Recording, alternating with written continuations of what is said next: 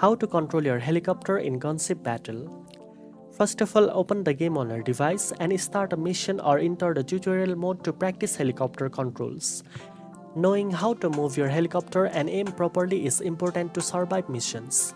Start with the left joystick, which controls your helicopter movement. Push it forward to move ahead, pull it backward to reverse, and slide left or right to turn. Smooth and precise movements will help you avoid obstacles and maintain a steady flight during combat.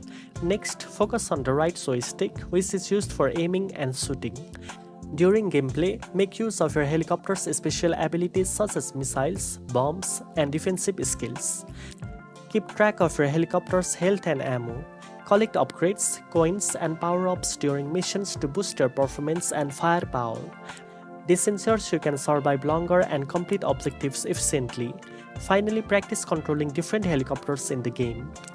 Each has unique handling and weapon setups, so experimenting will improve your adaptability and overall control skills. Now you know how to control your helicopter in Gunship Battle. If you found this video helpful, don't forget to like, share, and subscribe for more gaming tips. Thanks for watching, and I'll see you in the next one.